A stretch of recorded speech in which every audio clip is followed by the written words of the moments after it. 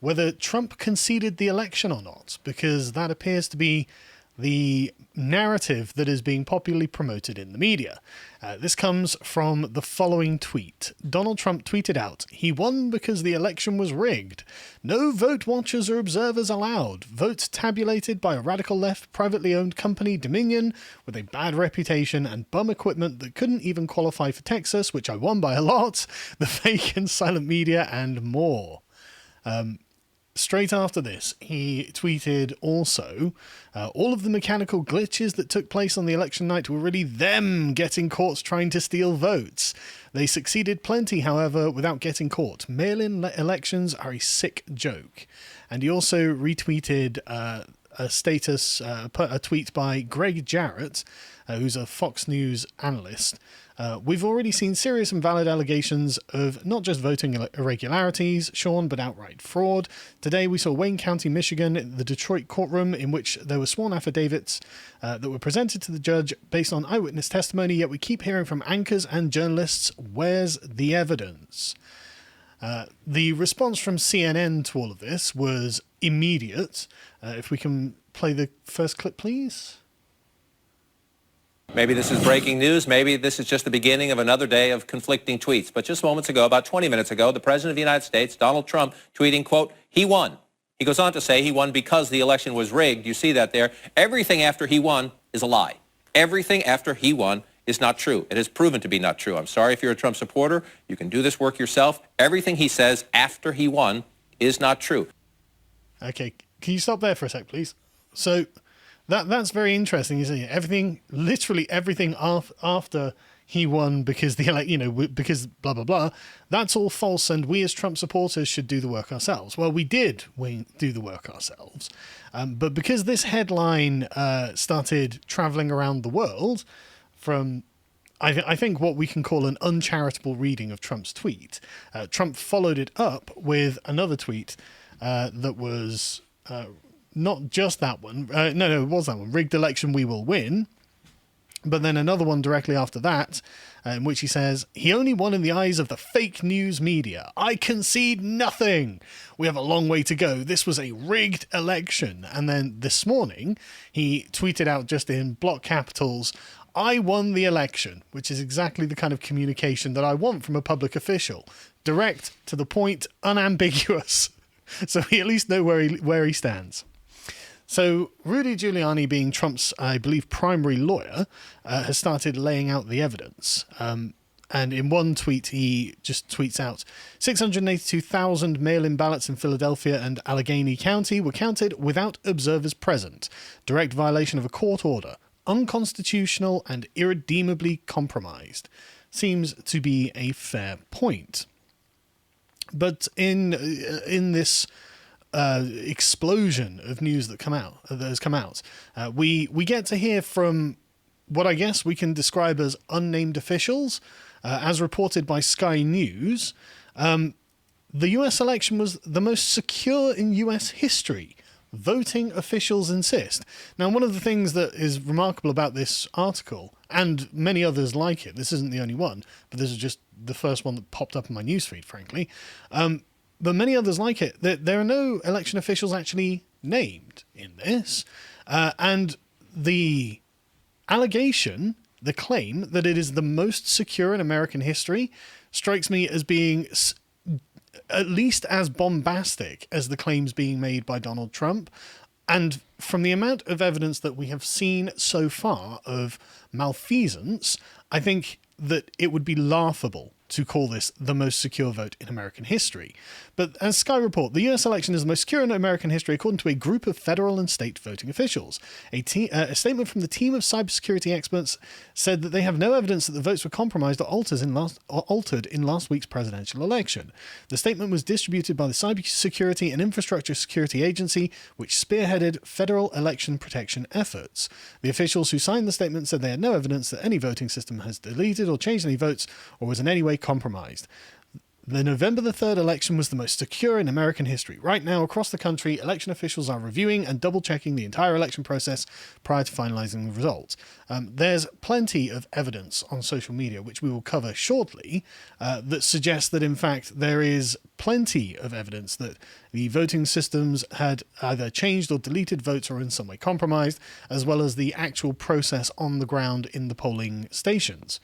Rudy Giuliani has been absolutely full on his commentary on this.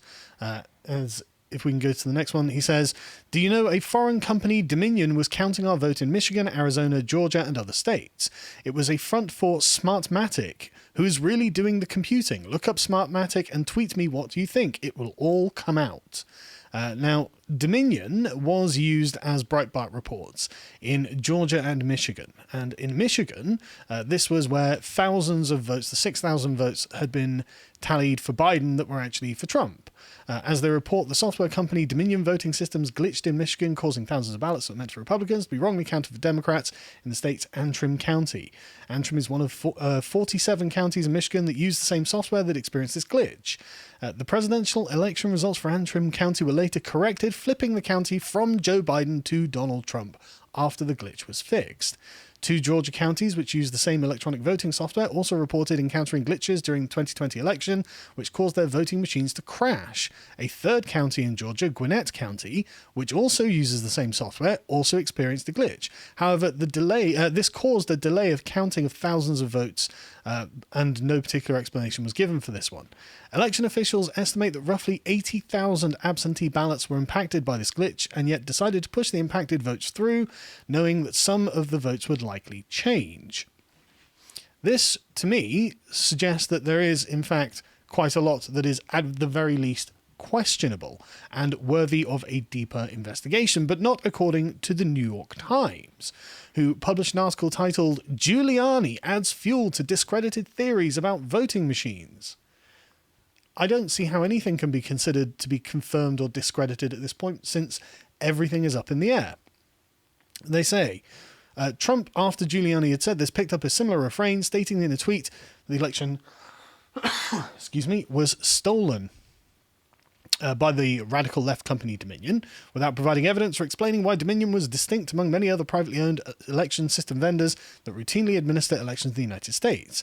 Speculation that, and this is where the media is just obviously playing on the fact that people tend to only read the headline and maybe the first paragraph or two of their articles. They say, in the same article, speculation that Mr. Soros has any influence over Smartmatic or its operations has been thoroughly debunked, and he does not own the company. Excuse me. Mr. Soros's distant connection to the company is through his association with Smartmatic's chairman, Mark Malloch Brown, who is on the board of Mr. Soros's Open Society Foundation. Smartmatic has been used in elections around the world. In Venezuela's election, the software was manipulated to report a skewed tally, but the company said that it was an anomaly and cited the lack of election monitors as part of the problem. In the United States, monitors from both parties are allowed to watch vote counting, which is something we will come on to very, very shortly. As if we go to Giuliani's next tweet, we have plenty of evidence that, in fact, vote counters were not allowed into voting rooms in the specific county, the specific states where things are being contested. As Giuliani says, not allowing observers into counting rooms is a due process and equal protection violations, which they appeared to be.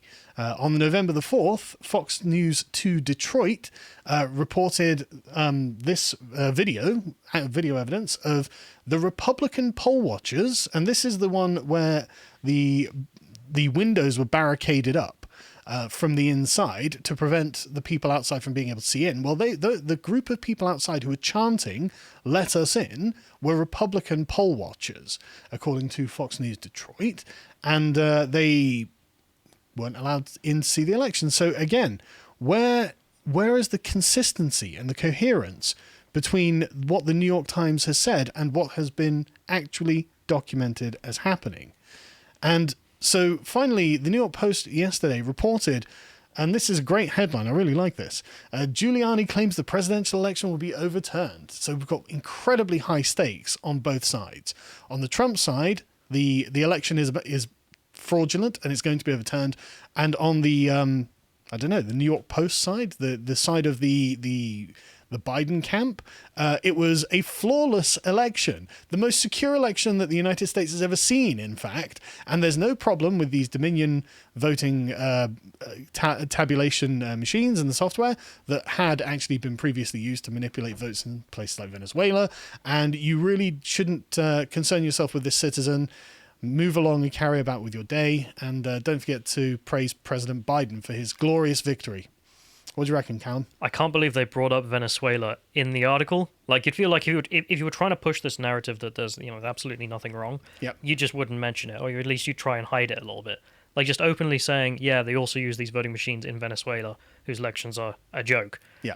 We're waiting for Giuliani's big reveal here because he's obviously got something. He's talking incredibly tough on this.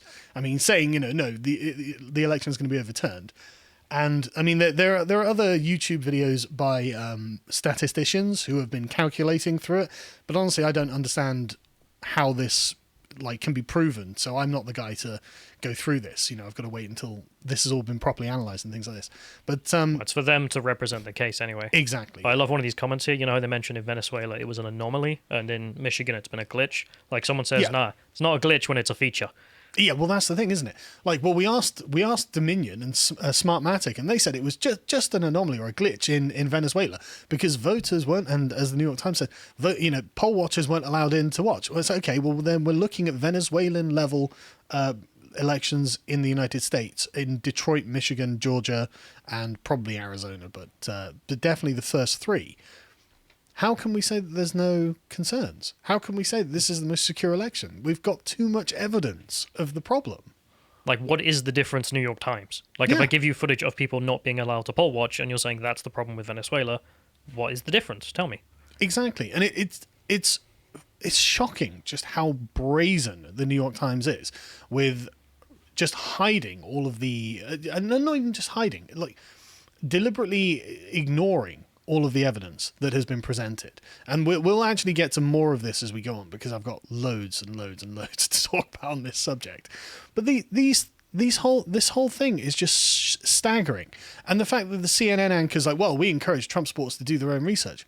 Okay, that's not exactly good for your position, is it? Because it really seems to undermine everything that you're saying. And again, it seems to be predicated on the idea that they think their audiences will just accept it and go, well, I'm informed now. I don't need to do any further research. I don't need to talk about this anymore. The thing has been decided. Everything was fine. I can go about my day. I mean, it kind of undermines everything they're doing in the fact that they want to come from a centralized position telling you what is and what isn't. Yeah. I mean, the whole do your own research thing. I mean, it also goes at odds with Twitter here.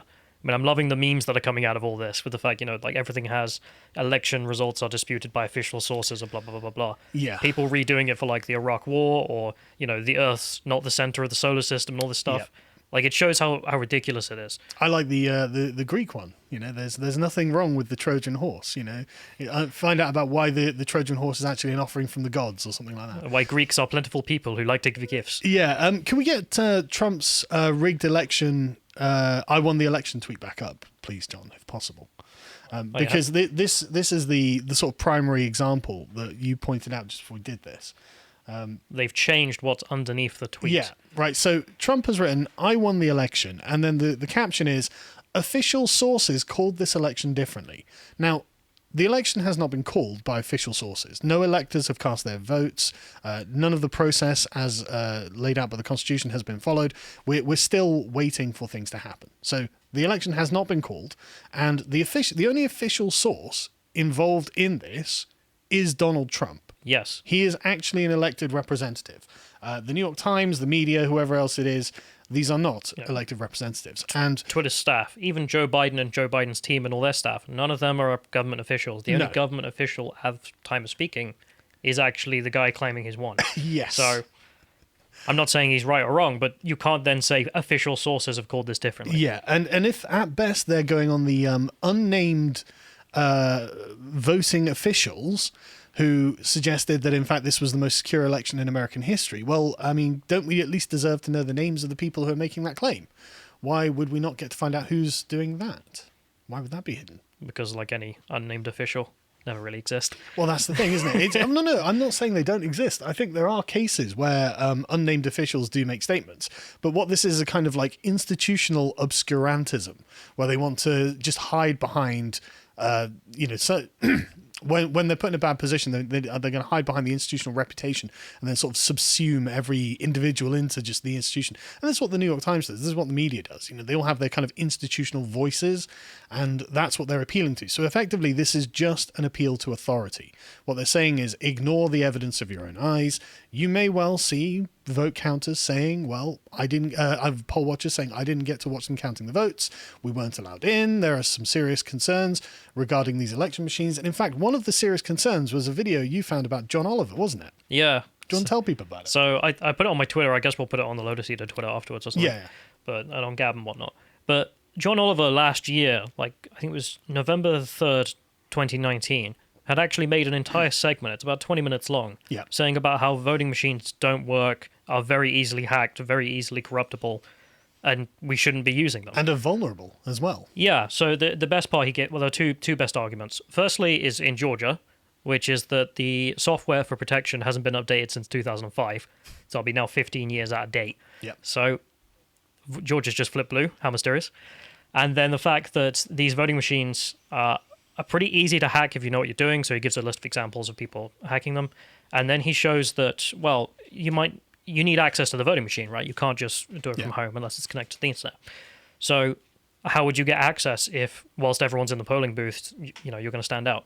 Well, it turns out if you go to these polling booths the couple of days before the election, they're just left there. The voting machines are just laid out. No one's guarding them. Yep. All the rooms are open. And in fact, there was a professor that he featured pictures of who went around to the voting stations and just walked in and took photos of himself by the voting this is like voting machines. 2 weeks before or something like that. He's gone polling booth to polling booth just to show, here's 5 voting machines. Here's another 5. They're just standing around. And I know how to hack these, by the way. Yeah, and there's no one around. He's just like pointing to the machines. It's like, okay, well, I mean, most secure election in American history is sounding like a very thin phrase that's been stretched over a very, very large abscess that we need to pop. Yeah. I mean, especially with the electronic voting, I don't know why the Americans allow this, and I'm going to have to look into why on earth certain states even brought this in, because this is a terrible idea. And one of the best bits about John Oliver's segment on this was when the official was confronted and said, well, why are the voting machines connected to the internet? He said, oh, they're not connected to an internet. They just have a modem in them that we can use to access other sites. And it's like, but that is being connected to the internet. You absolute fool. Yes. But this whole thing it just stinks. And it looks like the media are desperate to try and implant the idea into people's minds that the question has been answered. There's nothing further to expect or nothing further to conclude. And that's just not true, in my opinion.